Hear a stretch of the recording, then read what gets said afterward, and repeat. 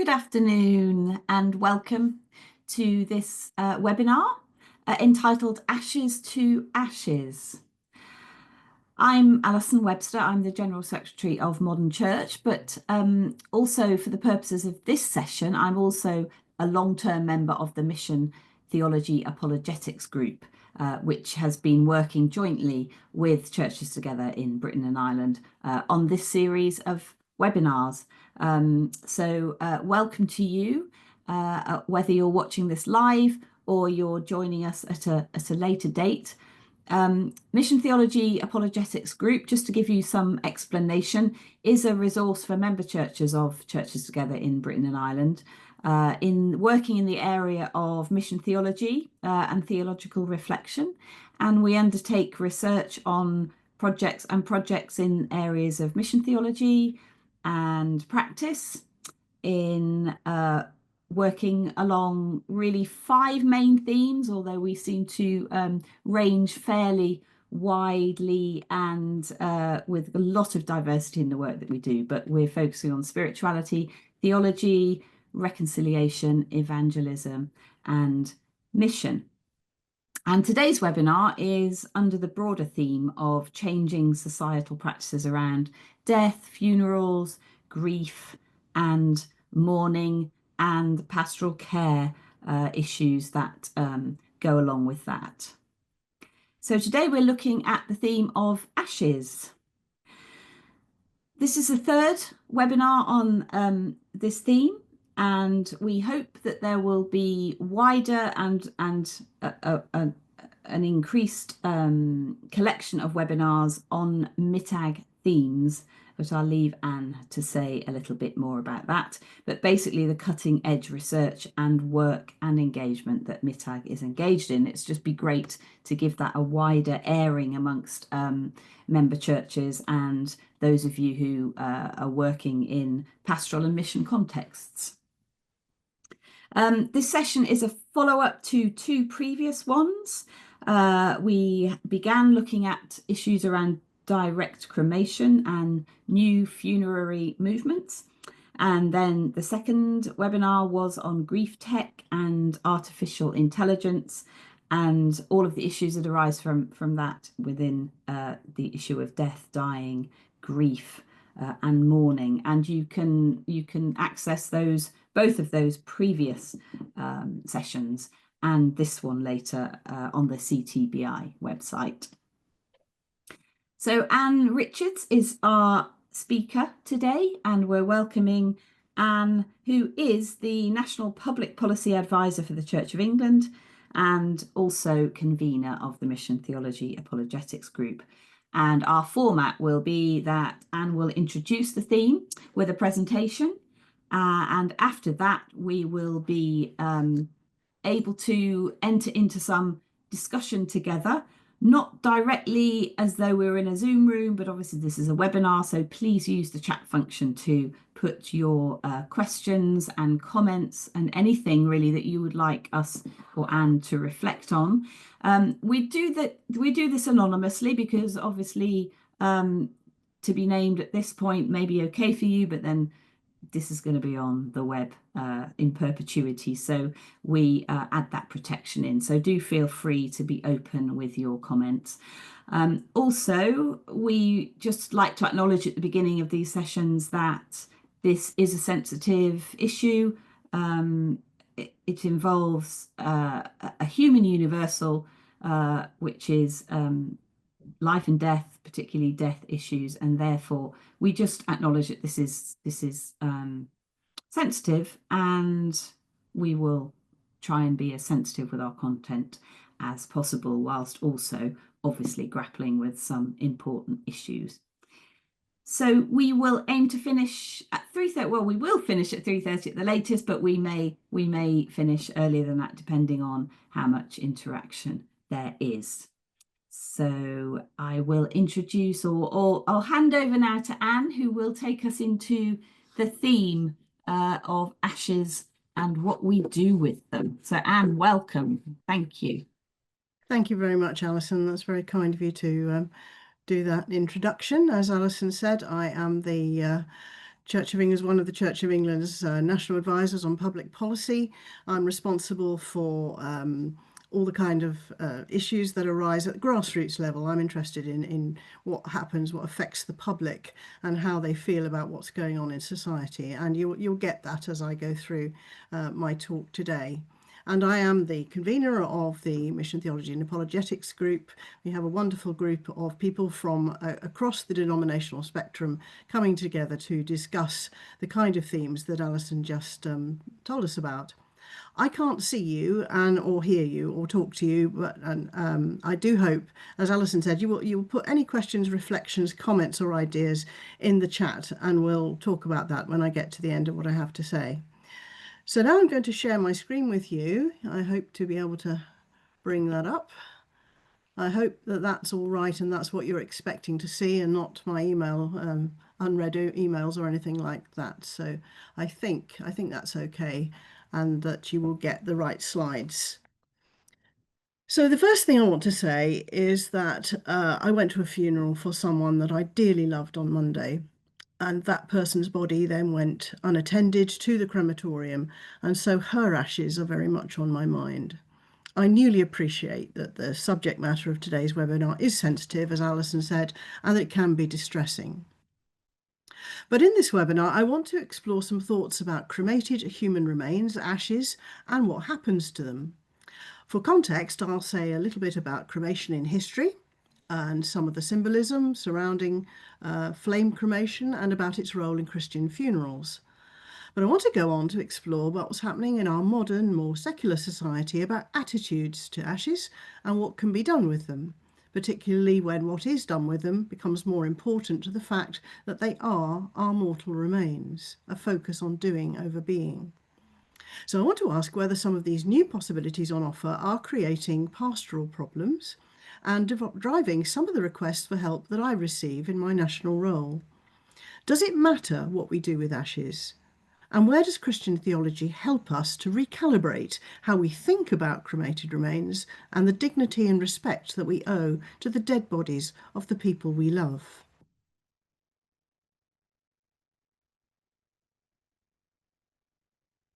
I can't make the next slide work. There we go.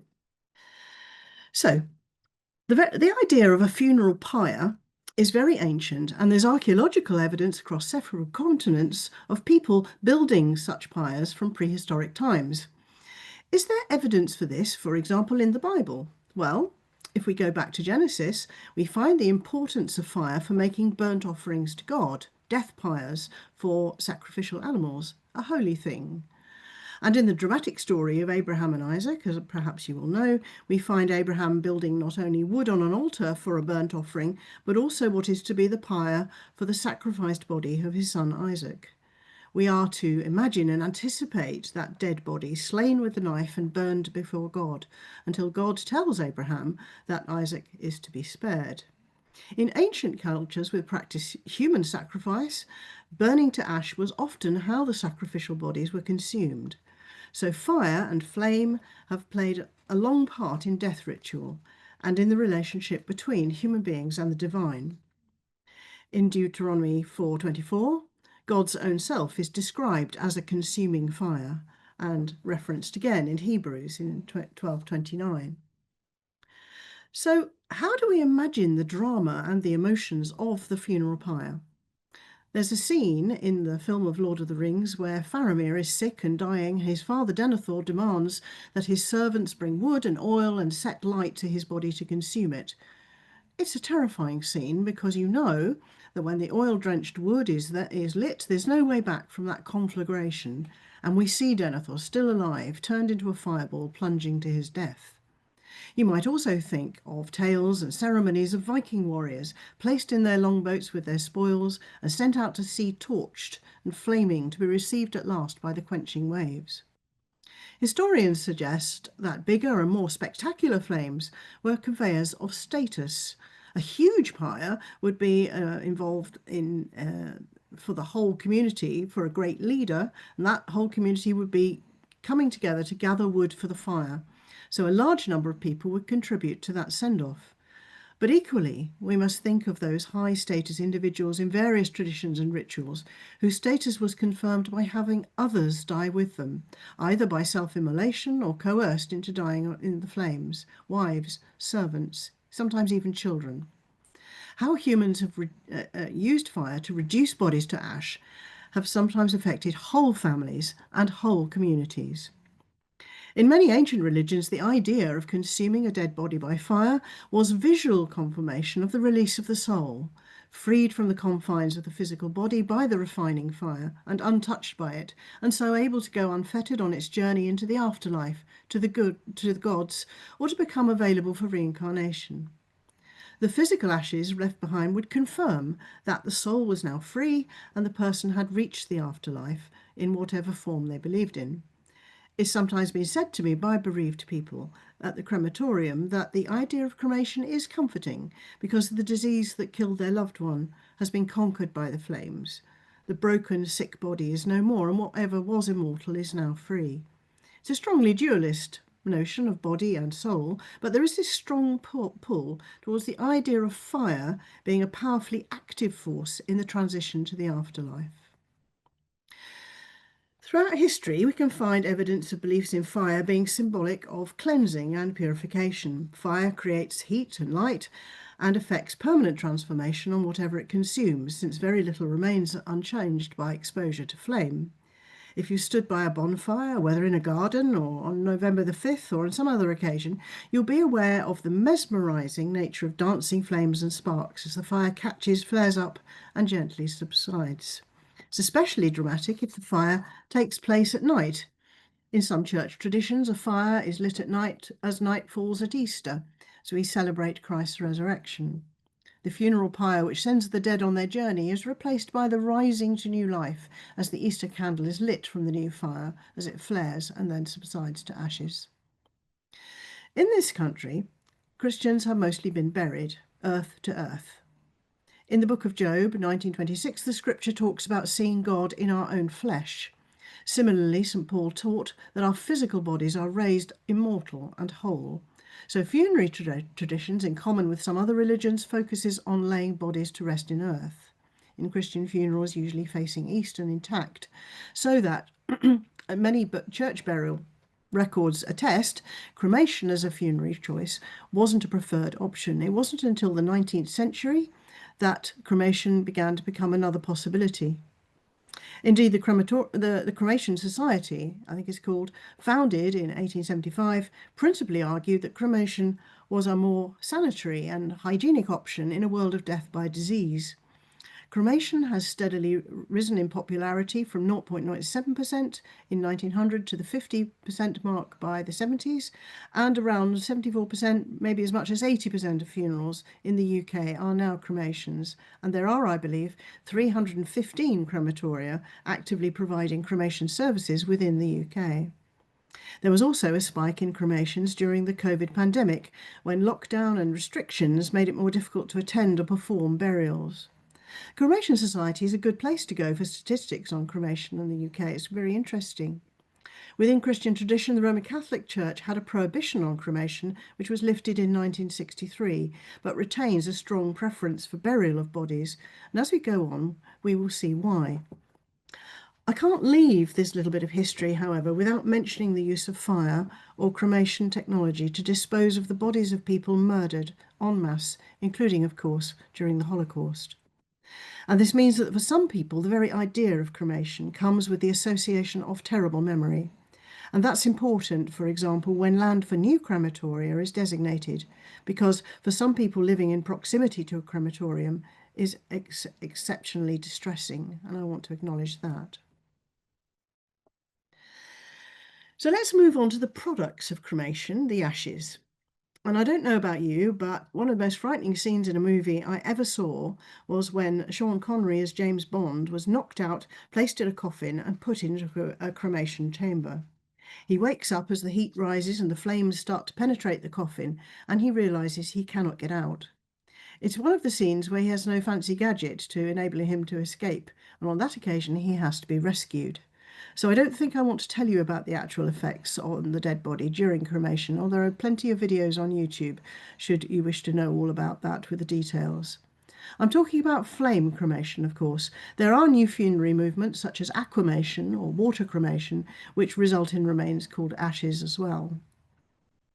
What we do need to think about, though, is the effects of flame cremation on the dead human body separate out the gases of the vapour created by the heat and reduce the body down to the final non-combustible remains, which are mostly bones and teeth, the remnants of the wonderful, wonderful human skeleton which holds us together. I remember someone asking me, how could God ever raise up a person whose body had been so utterly destroyed? But I always remember the story in Ezekiel 37, where God asks the prophet if a valley of dried up old bones can live.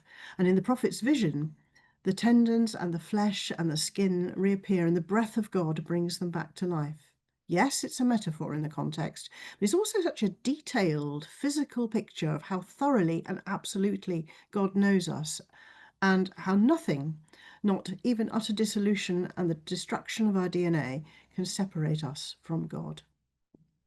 Those bones are broken down in a cremulator to tiny fragments, and it's those cremated remains, the cremains, which principally form the ash which is returned if there are people who want to receive them. Crematorium staff remove any medical devices like surgical pins, and some, like pacemakers, have to be taken out beforehand. So the ash, the created remains, is what is left of a person's journey through death to dissolution. Ashes are, if you like, witnesses to the fate of every living thing. We live and we die. But if a body is buried, the body is committed to the ground, and just after, the grave is filled in. That typically marks a complete ending and a farewell following a funeral service. But cremation takes a bit longer and its effects linger on. When a funeral service is over and the coffin passes through the curtains, there's still a bit of that journey left.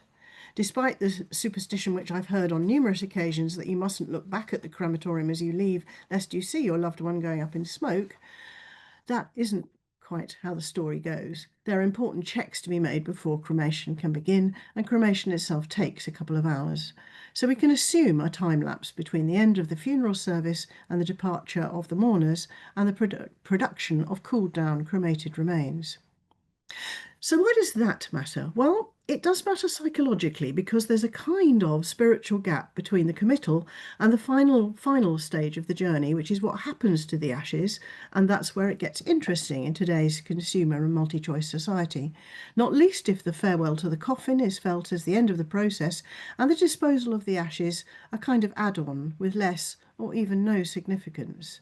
And this is also where we might begin to see how Christian tradition might be resistant to where all this is headed in terms of dignity and respect for the dead body of a human being made in God's image. Ashes are property. What exactly do you do with ashes? In a Christian context, what you can do is clear.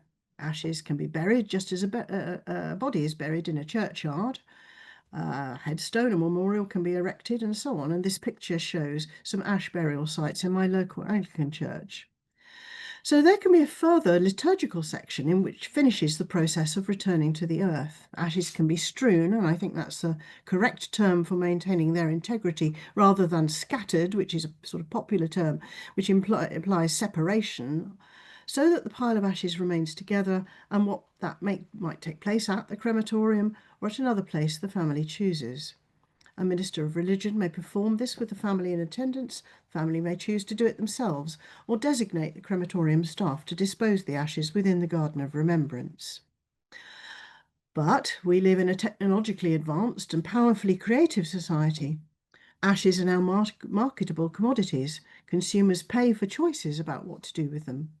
They are therefore subject to known sociological pressures within our society, such as individualization, driving the need for choice and personalization, so that you feel that you've chosen the best path or option or spiritual journey. The pressure of post-materialism, which drives an investment in things, not for their utility, but for what they say about a person, including their spiritual choices. Globalization, which drives monetized fashions and trends, especially through comparison with others on social media platforms, and conceptual diversity, which enables people to compartmentalize what they believe according to choice and desire. The treatment of ashes is a particularly good illustrator of these sociological pressures, and because of the pressure to provide choice and opportunity, it's no surprise that ashes are the focus of a whole world of possibility. So let's look at some of them. I want to make it clear, though, that I am not passing any judgment on people who make decisions about what to do with ashes. I just want to consider what effects it might have on the message of Christian faith about life and death, and what spiritual effects these choices might have on bereaved people. So let's look at one particular option, which is that you keep the ashes. Some people, of course, simply take the ashes home and put them on somewhere and they just stay there. I've seen ashes on the mantelpiece, on a shelf in a kitchen, and even, because the urn has some weight to it, propping open a door. I've heard of people buying houses and opening up some cupboard or attic and discover forgotten urns with cremated remains still in them.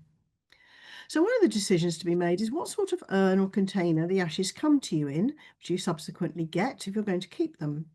Some spiritual guides online will suggest it's a good thing to keep them because doing so maintains a psychic link with the deceased, and they're more likely to come to you in dreams or as friendly ghosts. This is also why some people ask for help to get rid of them as well. So we get those sorts of inquiries at national level. Some cremation providers suggest that if the ashes are to be kept together in some form, families should put their energy into deciding the style of the urn and the material it's made from, personalising the urn with an engraved plate or adding decorative touches to uniqueify it. Equally, families can order combination urns for more than one person, including possibly a pet as well. So I had a look on the creator site Etsy and I found all kinds of urns for sale in polished wood, in marble, ceramic, coloured glass with options for personalised inscriptions. Many have lovely tree of life decorations. I saw a really beautiful one made to look like the northern lights were swirling around the outside. On another site, I saw a hollowed out wooden doorstop designed as a keepsake for pet cremation ashes, described as a dignified last resting place for your beloved dog or cat. There's even a compartment for a collar or toy. And some people want to keep their pets' ashes so that these can be included in their coffin for burial and cremation when they themselves die. But here's the thing, and it may apply to coffins too. If it matters more what the beauty of the outside container is and what it might say about your choice, then it is easier to forget that what it contains is precious human remains rather than just unlovely ash. And you can make the outside more important than what's inside and what it represents. So does it distract us from the witness of ash that I talked about earlier and the grief journey that has to be completed by those left behind? I'm going to come back to that point. So if you can choose among many beautiful shells and containers for cremated remains, you can also purchase keepsake urns, which are a lot smaller and designed for just a tiny amount of the ashes, so that the ashes can then be shared among family members. And that reminds me of a story I heard from somebody many years ago now who came to me when I was working in a parish and said, could I help her to buy 100 small envelopes? And I said, well, yes, I will, but what do you want 100 small envelopes for? And she said, oh, well, Christmas is coming up and it's the first Christmas without my husband. I've got his ashes here. I thought it would be nice if I just put a bit of ash in 100 envelopes and send them out with my Christmas card. I did wonder what it might feel like to open a happy Christmas card and find a bit of somebody's cremated remains in there for you to enjoy. I did manage to persuade her out of it. But now, you see, we are splitting up the cremated remains, so the witness of the dissolution of the body as a final process is similarly dissolved, and the property is divided among a number of people who all get a bit of the person that they loved. And there's a theological question here. Why is it significant that Jesus' clothes on his body are not torn up and divided? Why is it significant that a bone of his body will be broken? There is a kind of divine grief for bodies knit together by God in the womb when they are torn apart, as alas, so many are by war and by violence. So it's a question there about holiness and preserving the integrity of human remains as we receive them, even if they are partial when we receive them. Scaled down even further, we find jewellery urns, which are designed to be worn as an item of jewellery like a necklace. My daughter-in-law has one, which she always wears. But here we have the problem of the jewellery making ash into adornment. There are also biodegradable urns marketed to people who care about the environment. So the marketing is about what you might care about aesthetically or ethically, rather than the journey your loved one has made to their final end, which changes the perspective somewhat on how your choice was made. We can see there is a push for individualized choice making and post-material importance of the urn beyond utility. In making these suggestions, the importance of the ashes of the dead person becomes secondary to the form of the urn and the place it will end up. The focus is on the container and not the ashes, which can be divided up or partially disposed of.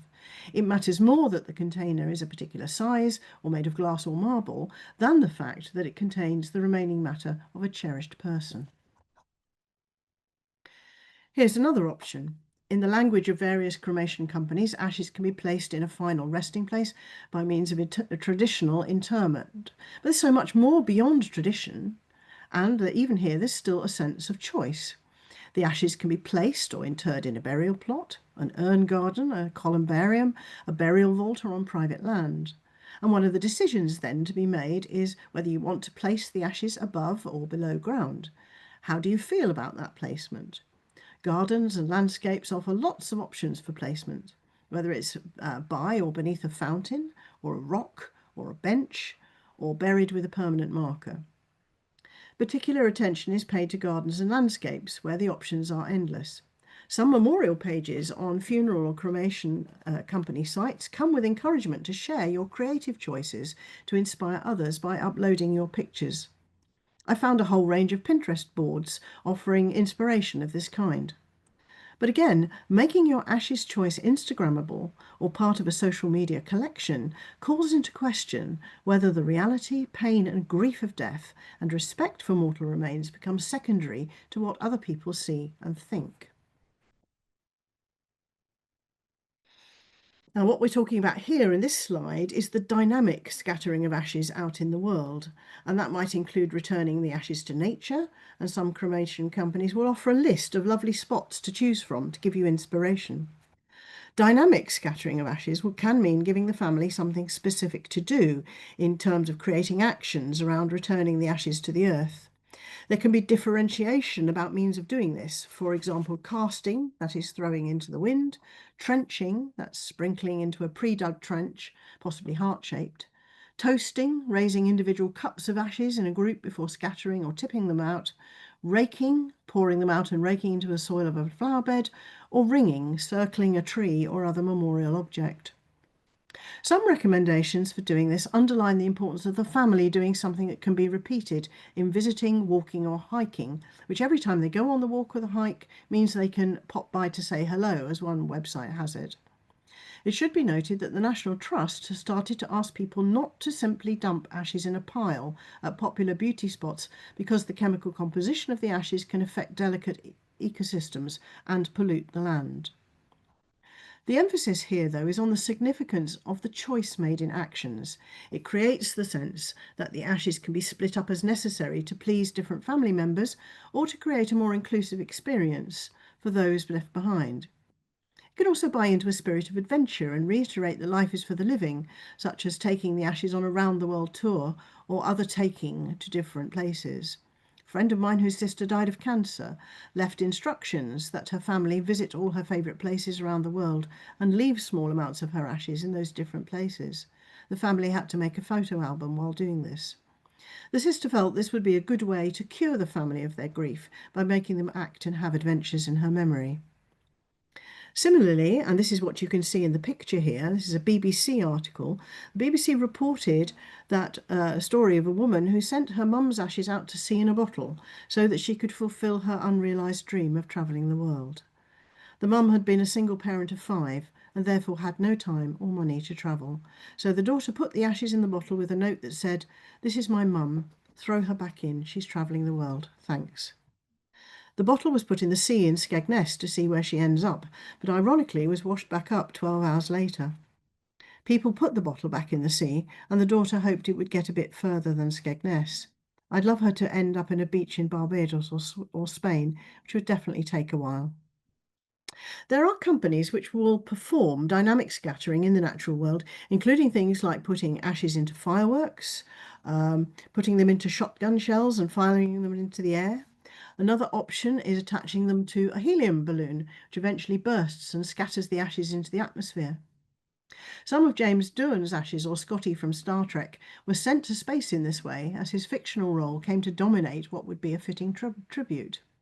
Some of those attempts didn't work, unfortunately, and Scotty came back down again, but they have made it to the International Space Station now. Ashes can be scattered similarly from a Spitfire aircraft, so there's lots of air scattering possibilities. On the sea, another company will let you put the ashes in a Viking boat replica and watch it sail away to be set alight. These kinds of disposal, some of which are extremely expensive, create romantic rituals in which the disposal is essentially performative. Ashes are figuratively sent up to heaven, up above, or to the depths via the ocean. And again, this raises questions about whether the performance aspect of such choices undermines the seriousness of death and also the respect and dignity which the dead are owed. As with the urn exterior being more important than the human remains within, so the performance might override the ashes themselves as human remains. I'm interested in the bottle story, though, because of the sadness of regret for life that was never fulfilled, its dreams written into it, and for the fact that that reality has to be faced. It wasn't actually her mum in the bottle, but her cremated remains. What do we have to offer into that story of disappointment and loss that would make it easier to cope with living without her mother, rather than a self-created ritual to ease that pain? And what might the Christian hope of what Jesus has to say about poverty and burden have to say in consolation to someone who is grieving in this way? Let's have a bit of Shakespeare now, from The Tempest. Full fathom 5 thy father lies, of his bones are coral made, those are pearls that were his eyes. Nothing of him that doth fade, but doth suffer a sea change into something rich and strange. This transformation, this particular option for treatment of ashes has exploded, sometimes literally, with the idea that ashes can be transformed into a multitude of static objects or keepsakes or otherwise sent off with a bang. One company that I visited in person insists on individually handmade items for ashes, and individuals are permitted to come into the forge and see the items in the process of their creation as they make them. They make very expensive, bespoke items, and there's now such a thing as cremation art. That's what they offer. I have a brochure for another company that makes beautiful items of this kind, and without naming them, I just want to quote a bit from that brochure. Jewelry symbolizes eternal love and togetherness. By wearing it or just holding it in your hand, it will connect you with your loved one and share special moments together. Each item of jewelry tells a story that is deeply personal to you and will shine with its own character. That company also places emphasis on the heritability of items, creating heirlooms for generations who never knew or encountered the dead person whose ashes are contained in the objects.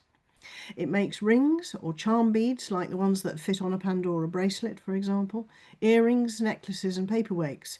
All except the earrings can have engraved messages on them, but the cheapest item starts at well over £100. They are expensive. But there are so many other forms of transformation of ashes. I recently read an article on the BBC in which an artist mixes cremated remains into paint and paints a picture for the family to have. You could also go to a tattoo artist who can mix ashes into tattoo ink and have a tattoo that you carry about with you always. You can put the ashes into things called solace stones and add them to an artificial coral reef. You can put ashes inside a toy on the Build-A-Bear principle. You can even press the ashes into a vinyl record, which may or may not contain a soundtrack or a personal message. Ashes can be compressed into diamonds or made into stones. They can be incorporated into a 3D printed object or even a sculpture or likeness of the dead person.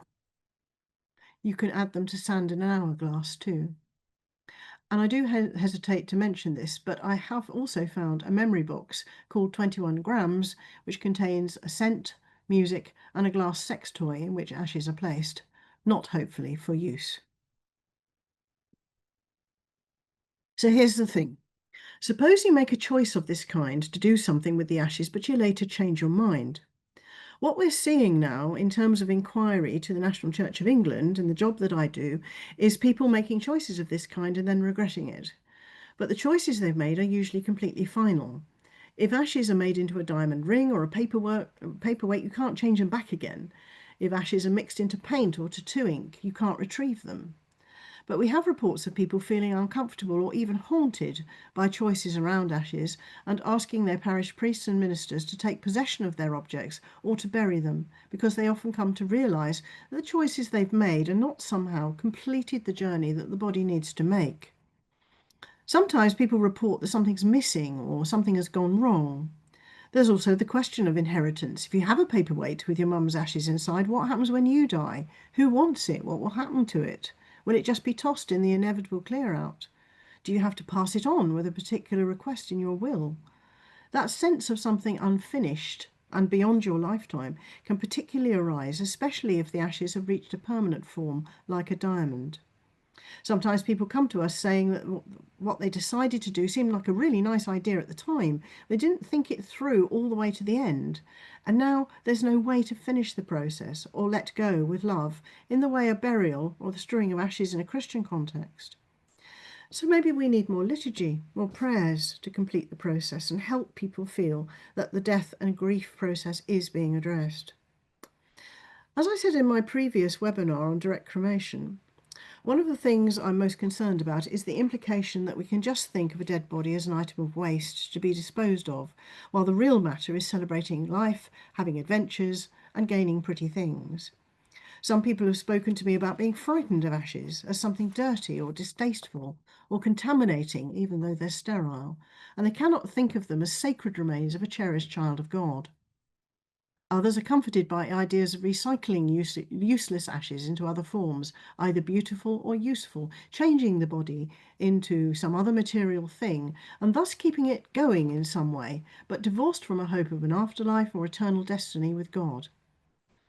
Distressingly, I'm sorry to say that the ashes of human bodies can also be fetishized, and there are individuals who will pay for unwanted ashes as human remains for their own entertainment, rituals, or whatever. I've also found people online apparently offering ashes for sale. Until ashes reach a permanent resting place, they are vulnerable to exploitation and even desecration. But when we stop thinking of ashes as precious, this kind of thing can happen. So here's a question. What do we really want to say to bereaved people about cremated remains of cherished human beings made in the image of God? Do we have to compete in the marketplace of choice, or do we have a distinctive, authentic story of why it matters that we accompany the dead on their journey to their final resting place, that we protect sacred remains and treat them with respect, that we find ways to help people redeem the choices they regret, and that we keep alive the purpose of the Christian funeral, which opens for people the sure and certain hope in Jesus Christ to rising to new and eternal life with God? Because every one of these choices comes out of a bereavement, as I am feeling keenly myself today. And behind every choice is a story, like the message in the bottle. Some of those stories are a spiritual search in a culture which hides away from death. A Christian response is surely to cherish those stories and bring into the foreground the dead person whose life mattered and matters still to God. Perhaps then we will see that it is the ashes that speak most clearly, rather than what happened to them, of the power of God in Christ. I love this picture that I have on the slide here for its corporeality of Jesus' wounded feet trampling down death's own body and taking the hands of those who are being saved in all their physical reality. It's all about bodies, not about urns or fireworks, a living reality, all hope made real. It's what we have to offer as Christians in a consumer society filled with anxiety and DIY spirituality. So let's do it. Thank you very much.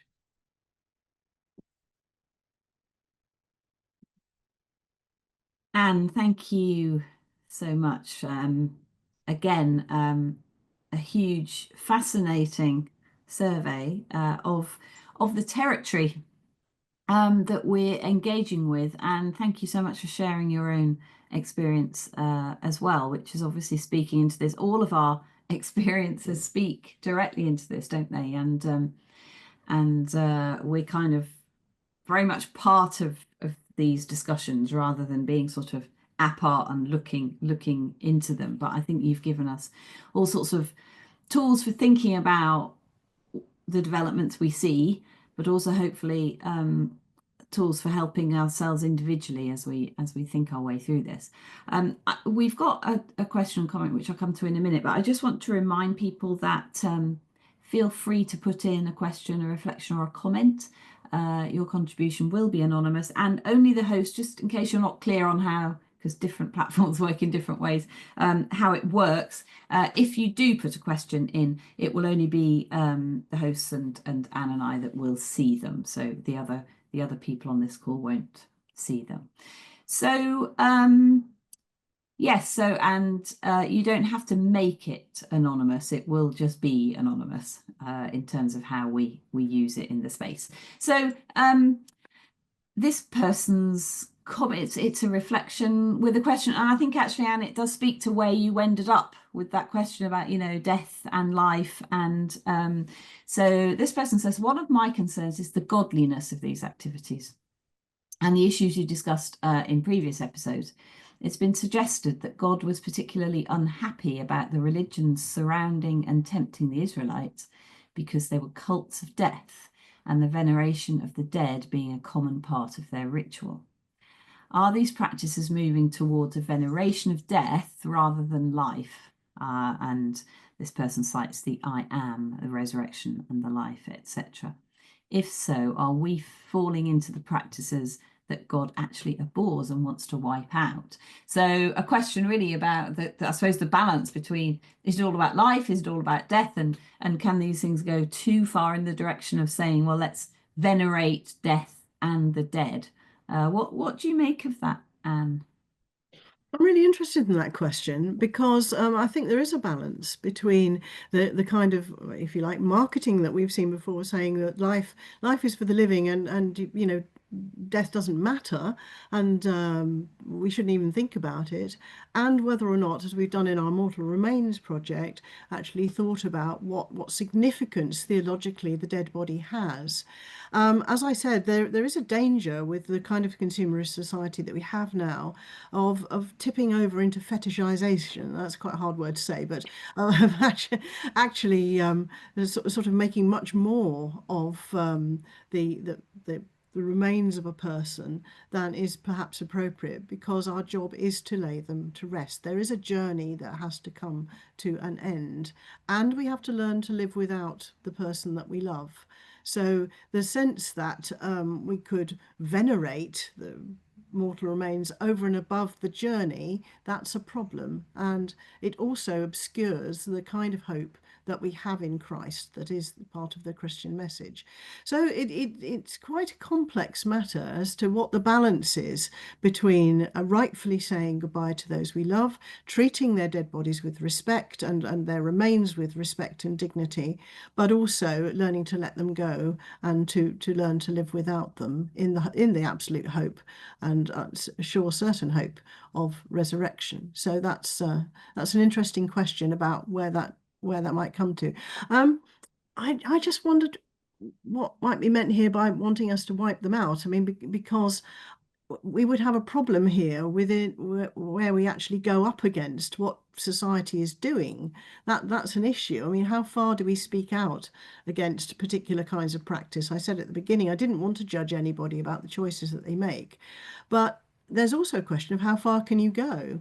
So with my sex toy example, I think, you know, we might have something quite strong to say about that being an appropriate thing to do with mortal remains, and that there, if people ask us for advice, you know, what we're going to say. And I think that perhaps we ought to have some very good things to say about what's most appropriate in the context of the end of a person's life and in the context of bereavement. Yeah, and I think there's that sense, isn't there? It's not about being judgmental or trying to wipe out practices, but you were saying that the sense that people regret later. Now, if you're in a framework where you don't have ready access to the experience, the skills, about of how this stuff happens, what the choices are. And this is at a point where you are particularly vulnerable because you've been through a bereavement. It feels like it's quite difficult territory to negotiate without a community around you, Yes. and not everybody has that community. Yes. I think my personal example that some of what you were saying spoke to me in the sense of helping me make sense of what was actually done. So this was somebody within my family, not a direct relative, but in my parents' friendship network, Mhm.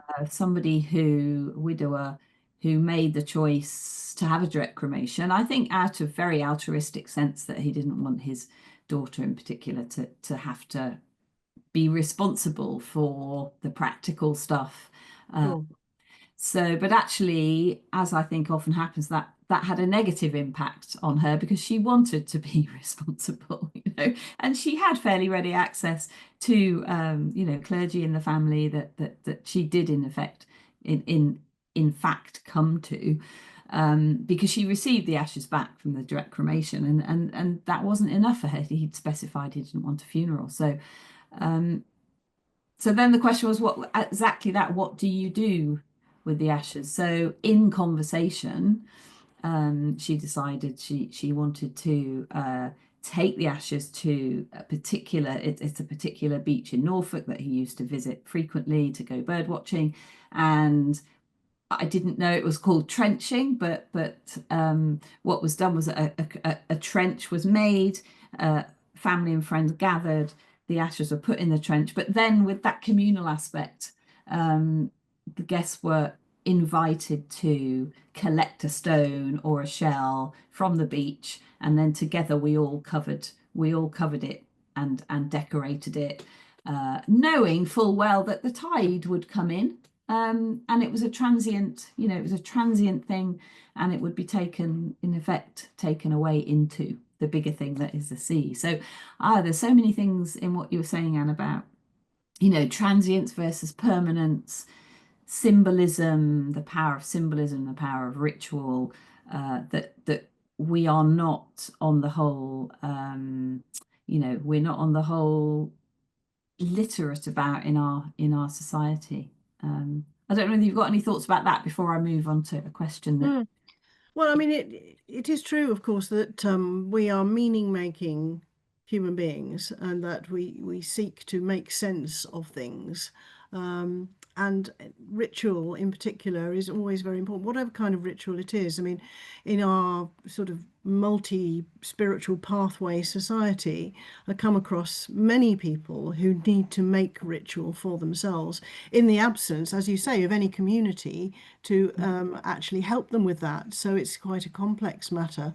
But we do seem to need to do that. We need to make our own rituals, make our own meaning, and take away from those rituals something that brings comfort or has actually added to our wisdom about life and death and all those complicated existential questions. One of the things I also notice from the kind of inquiries I get are people who have made DIY rituals for themselves to celebrate all kinds of things or mourn all kinds of things, not just necessarily the death of a loved one, but possibly if they've lost a baby, or if they want to celebrate a new relationship or something like that. And it's quite hard actually to do that on your own, but taking advice just from all over the internet to cobble together something and to feel that actually you've put something of yourself into that. And then they will get in contact and say, well, I just felt there was something missing, because although it was a spiritual thing to do, somehow, where was God in that? God, can you tell me how God got into that? And Mm, I try to say something reassuring and helpful about that, but quite often want some sort of affirmation or sense that actually it was bigger than just the people gathered there, mm, because there was some form of blessing in it, that the divine power was watching over all. And I find that quite moving, because there is that sort of sense that actually people do reach out for some kind of higher, more you know or less just human, if you like, feeling about it all. There is some gift or blessing that has actually been offered by the efforts that they put into it. Interesting. And there is a related comment reflection here, which I'll raise now, which is the whole question of, I suppose the language of that, the liturgy. So this person says, I'm responsible for contributing to liturgy, and I'm interested in the fact that you recognise that liturgies should be available for those who regret their choice of ashes disposal, especially when they've been scattered. The issue here is often about acknowledging that God brings wholeness, and the difference between commending a body or remains to God and simply commending a person and acknowledging their memory. Any thoughts? And then there's a follow-up, which is the increased interest in resummation or acclamation. And resummators have been given planning permission. This could have potential for rich biblical imagery around water. That's an interesting one. So yeah, I was going to raise that in the question that the historical story that but we'll come back to that, to the history. There's quite a lot in those two comments. So firstly, the power of liturgy, and then I guess the possibility that there would be new. I mean, there's always new areas of or new material for liturgies to encompass and help us orient ourselves to. But I guess that the water imagery is specifically interesting in the context of this whole history of the flames and the fire. So yeah, what's your sense of what have you found with regard to liturgy and its power and potential, Anne? Well, what I'm really interested in is where we have gaps in liturgical provision. So, for example, sometimes I talk to clergy who are involved in the ministry of deliverance, who perhaps, for example, are trying to help somebody who's been hanging on to the ashes and really needs to let go of them because they've got stuck and haven't really moved on, and their grieving has got stuck around the presence of these ashes. A bishop once said to me, it's funny that we don't have a kind of formal liturgy for, to surround the giving up of ashes. If somebody requests that for us, it's not just a matter of walking in, picking up the urn and walking out of it. Somehow there needs to be some words said and some acknowledgement, as I just said, of God's presence in all this, that allows the person to feel that they've been connected to God in some way in giving it up, rather than just feel that they've just come to the end of that particular road.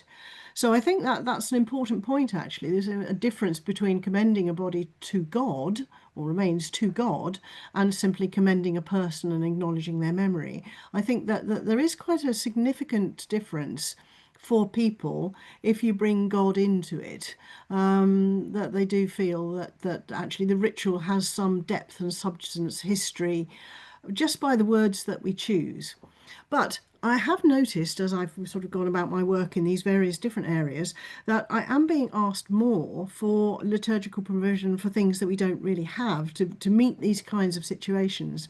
Another issue that we have is that because modern society moves so fast and it's all internet based and all the rest of it, are we actually providing enough of what we want to say into those spaces? Or do we have to play catch up all the time? Oh, here's a situation I hadn't thought of. Somebody's brought me a diamond ring and wants me to bury it now. What prayer shall I say over it?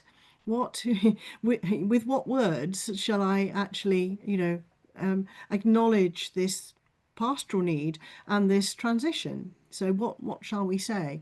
So I'm also interested in the follow-up comment about the potential for rich biblical imagery, not just around water, but about all kinds of things that might actually address some of the situations in which we find ourselves.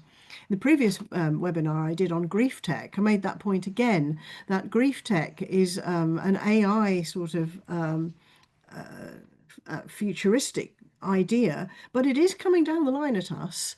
So, with what words, with what biblical imagery, with what prayer, and with what spiritual surround, are we going to meet those kinds of challenges head on? And I do think there are more gaps opening up, and I do think we should work hard to fill them in order to fulfill a very pressing pastoral need, which I think is going to get worse as our anxious generation come to us more and more.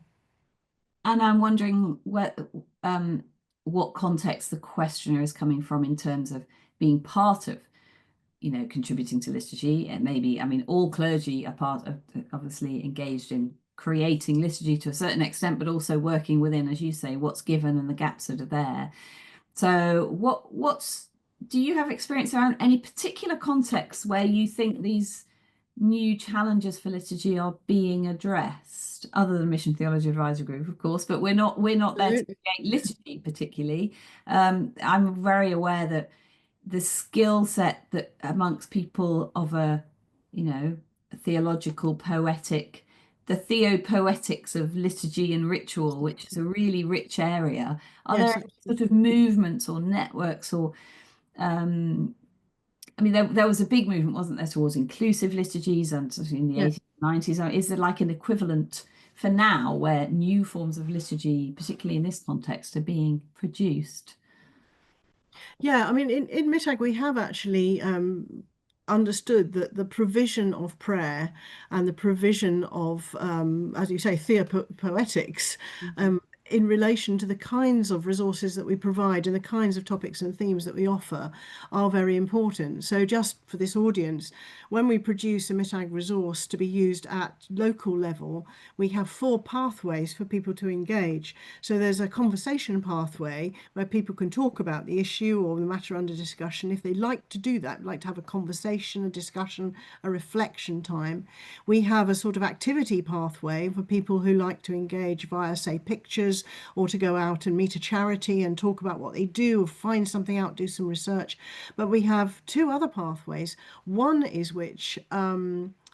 which is to do with Bible study and prayer, so that people might want to address a particular topic, particularly if it's quite difficult or distressing in some way, via setting up a prayer study day and actually coming to the issue through reflection, prayer, contemplation, and silence. And finally, we have a spirituality pathway, which asks the question, when I'm faced with this issue, whatever it might be, how do I want to change? How do I want to grow? How do I want to transform? And actually offering some things into that, which might themselves also include things that we write, which are prayers or means of contemplation or bits of poetry or whatever it might be. So we have done that in the past, but I do think that that's what people are crying out for. So, for example, in the previous webinar that I did, I looked at an advert by a popular direct cremation company and looked at the kind of language that's being offered about it. Nobody wants to go to a funeral. It's distressing, it's hassle, it's fuss. Well, I think we have other language to describe what a funeral is and does for people, and that we need more sort of emphasis on what those theological and pastoral words actually offer to people, because they're not being offered through those kinds of marketing or adverts. And I think that's what people are looking for. But there's a caveat here, which is that a story that I often tell is that I went to a funeral quite a few years ago with a group of young people. And as the coffin was brought into the church, the opening words were, "I am the resurrection and the life, says the Lord." You know, that's where it starts. And the young person in front of me turned round and whispered, "What's resurrection?"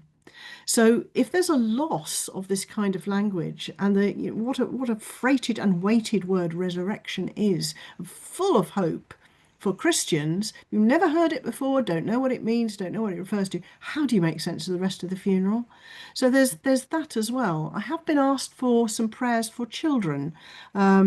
To deal with matters where, for example, there's been a disturbance in the house, so something upsetting or distressing has actually happened. Maybe a member of a deliverance ministry team has gone along to try and bring peace and some sort of protection to the house, to bless it, but need something in language that children can get hold of to make sense of what has been going on and what has now happened, to understand the peace that is being brought and being offered. Mm. That's really interesting, Anne, isn't it? Because it that raises for me the issue of how these liturgies or rituals or just the wider conversations are created, that it has to be that, and I guess this happens a lot in chaplaincy as well as parish ministry, across denominations. It's both the listening to what is it that's important to the person and the family about what is it they want to express, bringing that together with what the history and the experience and the whole heritage of our faith communities can bring into dialogue with that. So it's not a sort of here's a load of products that you can buy off the shelf. Do you want this one or this one? It's an opportunity for the actual, maybe what's unique, or not unique, but maybe what's distinctive is the process rather than the product, and the fact that it isn't a product. It's not, it's always bespoke. If you want to talk about modern marketing terms, what the church offers ideally is a bespoke process and I hate to hesitate to use the word product, but yeah, a bespoke process by which you can be enabled to find the most appropriate way to express what you want to express within a framework that offers you more than just your own experience. So I'm thinking of the woman who couldn't escape Skegness. Yes. How hard is it to escape Skegness? That sense that, being a single mum of 5 kids is not a failure in life, is it? I mean, that's that. So, but the framework of our culture is, oh, she never got out of Skegness. Well, hello, most people across history have never got out of the village where they were born, and that's not a failure. That's a fact of life that is just everyone life is limited. Each person's single life is limited, and and we have ways of expressing that, don't we? Both biblically and liturgically, and We do, we there's do. a whole richness with that. So I'm not saying there weren't necessarily disappointments, but going behind the presented kind of what's presented as maybe a failure or limitedness, and actually touching what's unique about each person's life. So yeah, I think so there's a question about accessible language, and I think that's a very, very good point. Do you have a thought about that? And in terms of all the conversations you must have had with people from all walks of life who Yes. don't share this Christian heritage language, which can be inaccessible for people often, especially when it's ancient liturgies that are kind of, just non-negotiable in a church setting.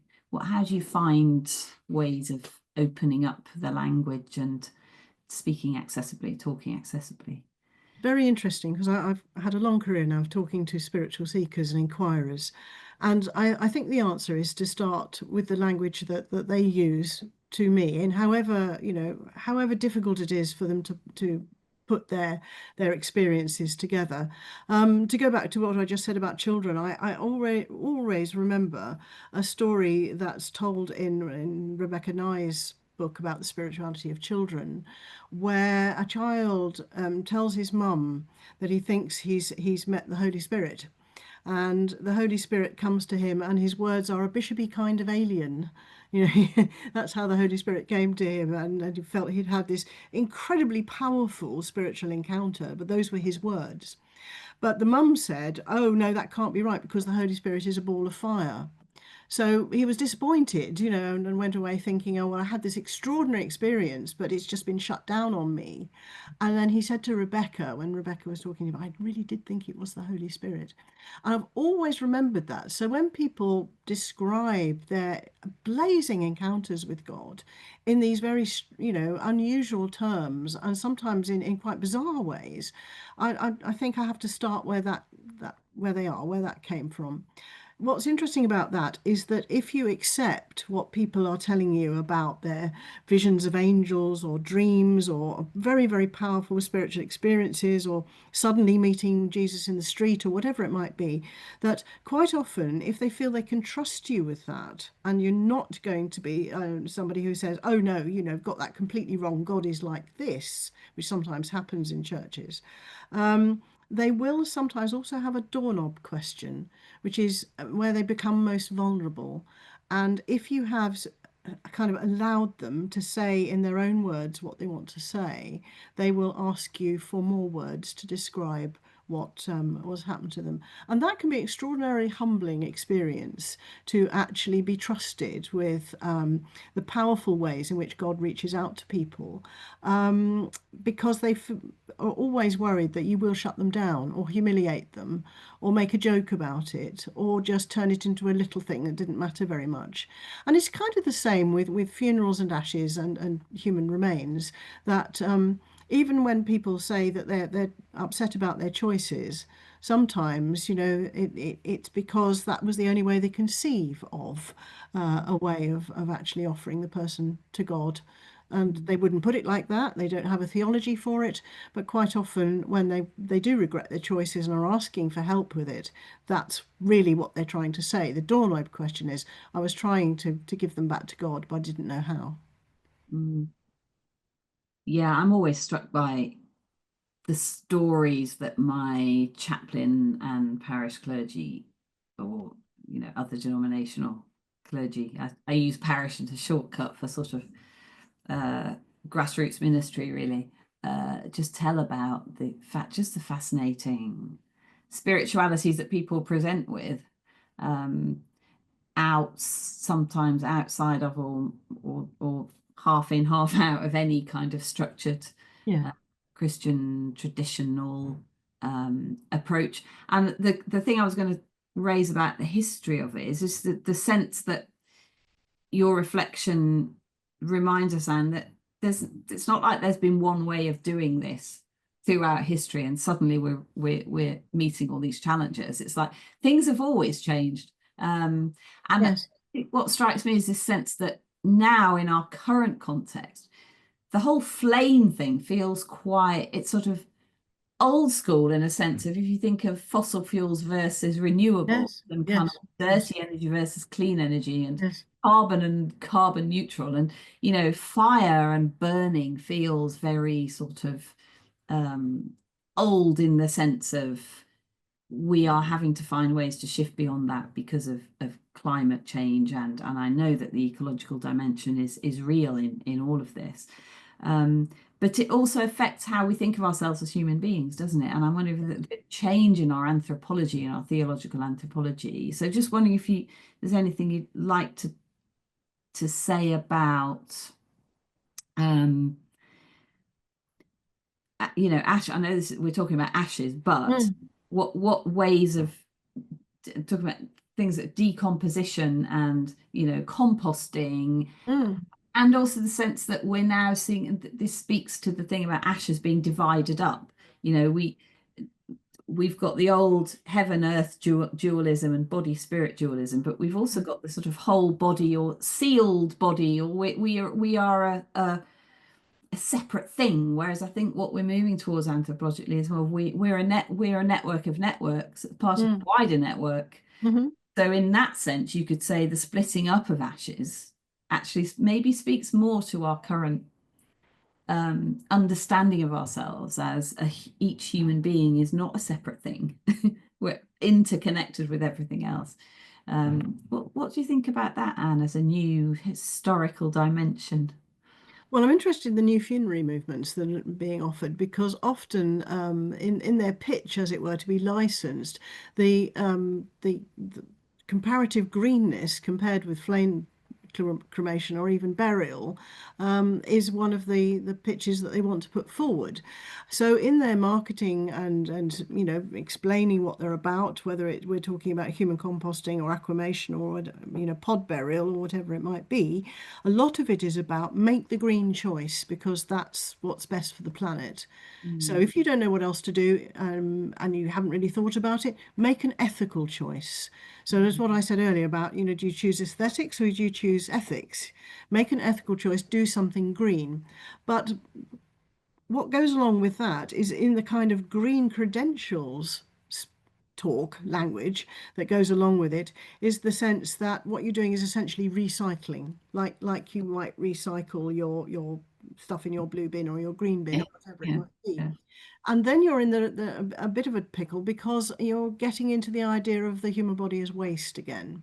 So, you make an ethical decision to recycle, but the kind of spiritual dimension of it, the eternal destiny dimension of it, is necessarily cut out of that talk. So there's on the one hand, you want people to make ethical decisions and understand about green matters and eco-friendly decisions. But at the same time, you don't want that just to end with the earth, as in recycling. You want also somehow to have a proper spiritual dimension. I think there are possibly other faiths that teach us a great deal more about that, but we haven't thought about it as cleanly as we should have done. Yeah, because it feels like that the difference between it being a purely utilitarian ethical choice about what to do with your body Yeah, when you die is very different from saying, okay, spiritually, I understand myself to be a collection of organic processes which had a beginning and it had an end, and now I am dispersed back into the earth that I grew from, and I will be, in a sense, reconnecting with all the other interconnected aspects of that. That's where you would build the liturgical, spiritual theological anthropology, isn't it? yeah. Rather than it's a utilitarian disposal of a body in line with all the ethical choices I made in my life, which were to all recycle my stuff. Those are two really different. They may end up in the same place in terms of the choice, but they're two very different ways of understanding what Yes, you're doing, aren't they? yes. Yeah. Um, Within the chat, one of the people putting the questions in the chat has actually mentioned Professor Douglas Davis at Mhm. Durham University, and he's done an absolutely enormous amount of work on these kinds of matters. So if anybody on this call is interested in finding out more about an awful lot of the things that we've talked about, it is worth looking up the things that Professor Davis has been looking at and his published work on it, which he's still doing after many years. So that's a useful resource to offer to everybody on the call. Yes, that's great. Thank you. And also the mention of various liturgical commissions and groups, which Mm. one tends to think of liturgical commissions as being determining what's acceptable and not acceptable, but I guess they can also be very creative spaces um, where, well, and need to be, where we grapple with what's changing in the world around us and how our liturgy has to or how our worship, because I know liturgy is a very Anglican word and we're in an Yes, ecumenical context, or how the spiritual practices that we are embracing are actually meeting the needs of the world as it's changing. absolutely. Yeah, great. Well, I don't know whether is there anything else, Anne, that I feel like we've come to a sort of natural Yeah. conclusion, unless there's anything else that you think we've missed. I'm just looking at my notes, and I think probably we've covered everything that's emerged from the point of view of my notes. How are you think? What are you thinking? Well, I have lots and lots of ideas in my head now, just from our conversation, Alison, and from responding to the comments in the chat. So I've got quite a lot to think about, as a matter of fact, and go away and refine my thinking a bit more.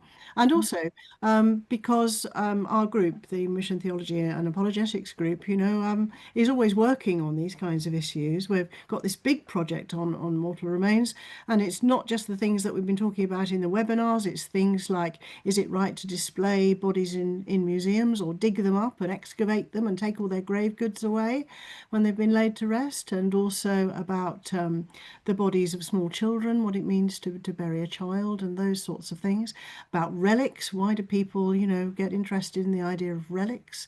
So there's a whole range of things to do with mortal remains and the end of our lives, which actually reflect back on what it means to live as Christians, but to live as human beings in the particular world that we have.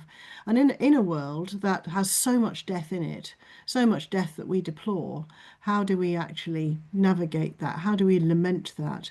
And how do we make sure that everyone who dies under whatever circumstances is treated with the dignity and respect that they deserve as a child of God?